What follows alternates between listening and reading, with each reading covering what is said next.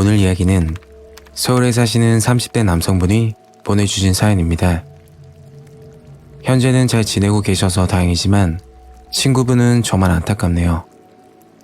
과연 제보자분께 어떤 일이 일어난 건지 이야기로 만나보겠습니다.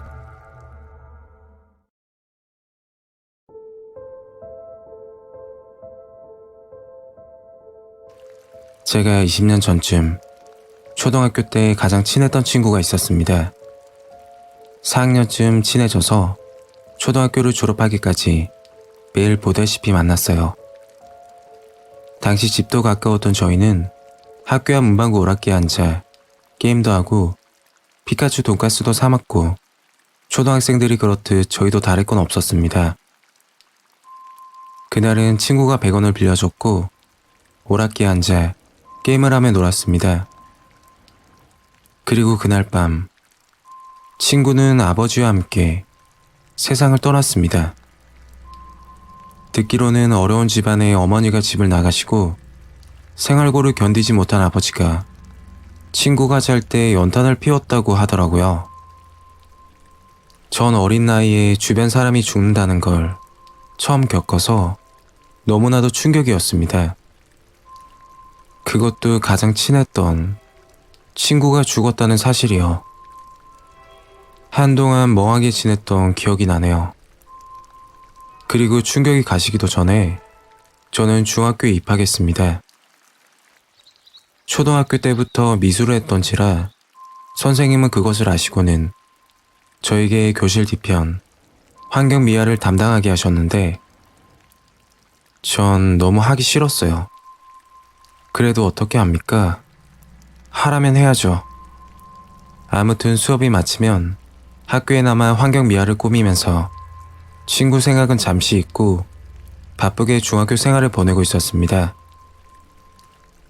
그러던 어느 날 어김없이 환경미화를 마치고 늦게 집으로 들어와서 잠이 들었는데 꿈에 제가 다니던 초등학교가 나왔습니다.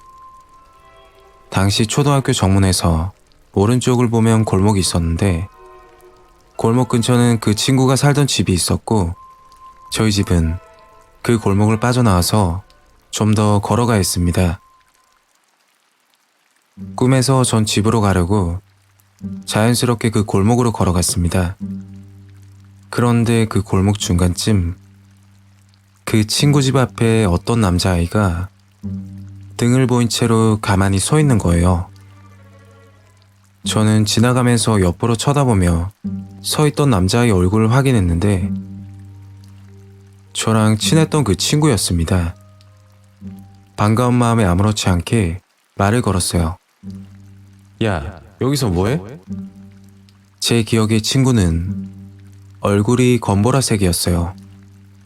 생기라고는 전혀 없었는데 꿈이라 그런지 친구가 죽었다는 사실을 인지하지 못했고 마냥 반가울 뿐이었습니다. 저를 본 친구는 표정 변화 없이 놀러 가자고 하더라고요. 알겠다고 하고 친구와 다시 학교 쪽으로 방향을 트는 그 순간 등 뒤에서 어머니가 제 이름을 미친 듯이 부르면서 민수야, 어디 가니? 어디 가? 이러면서 막 뛰어오시는 겁니다. 어머니는 재빠르게 달려와서는 제 손을 잡으셨고 그때 눈이 떠지면서 꿈에서 깼습니다. 그런데 이상한 건 분명 방에서 누워있던 제가 엘리베이터 앞에 서 있는 거예요. 어머니는 갑자기 제가 밖으로 나가길래 따라와서 제 손을 잡고 계셨고요. 그리고는 다시 집으로 끌고 들어오셨어요. 거실에 저를 앉히고는 너 어디 가려고 그랬어? 하며 물어보시는데 제가 잠이 덜 깬 건지 어머니께 친구를 따라간다고 말했습니다. 제 의지와 상관없는 발언이었어요. 어찌 보면 사실이죠. 꿈에서 친구랑 놀러 가려고 했으니까요. 어머니는 제가 잠꼬대한다고 생각하신 건지 빨리 가서 자라고 하셨고 그날은 아무 생각 없이 방에서 잤습니다. 다음날 곰곰이 생각해보니 소름이 돋더라고요. 아무리 생각해봐도 엘리베이터까지 갔던 기억은 없거든요. 저는 그날 이후 고등학교 때까지 헛것을 굉장히 많이 봤습니다.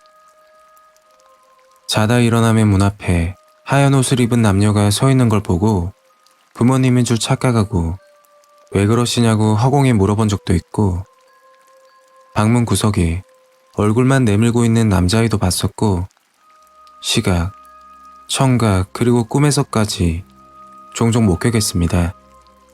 그래서 저는 문 앞에서는 절대 잠을 자지 않는 버릇도 생겼습니다.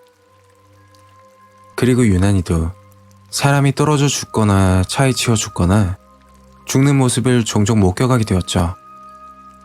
그건 장소가 따로 없었습니다.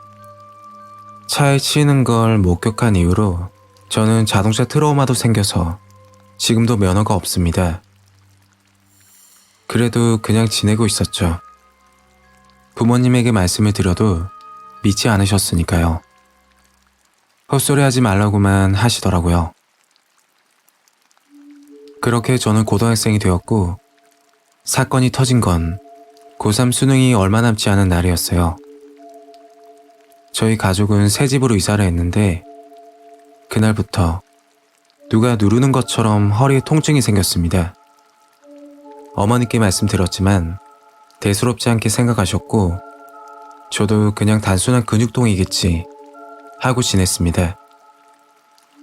그 당시 수능을 앞두고 있어서 미술학원을 잠시 쉬고 새벽까지 독서실에서 공부하다 오는 날이 거의 대부분이었습니다.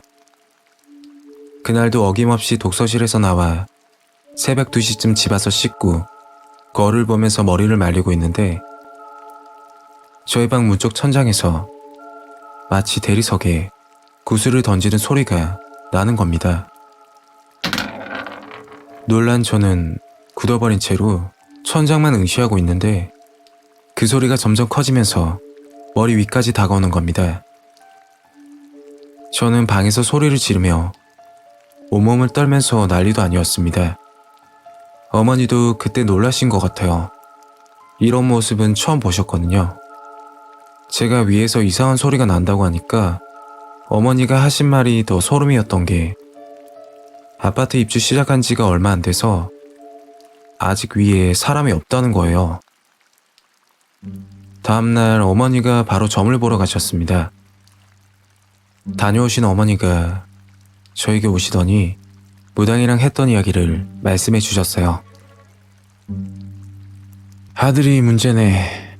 네 아들이 입방정을 너무 떨어.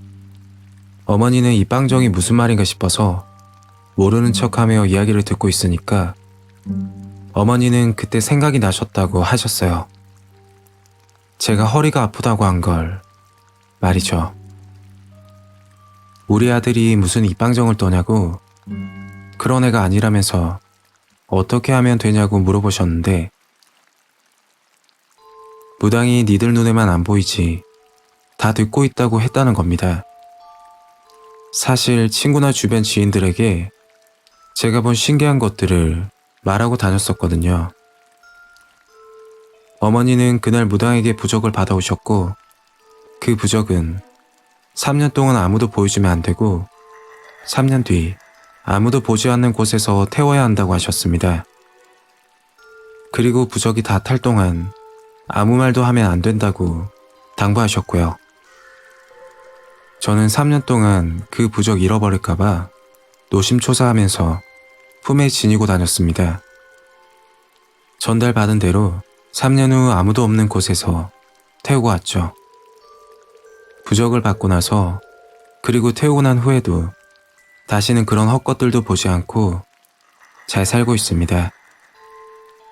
그 사건 이후로 저희 어머니는 무당말을 맹신하다시피 하세요. 제 이야기는 여기까지입니다. 감사합니다.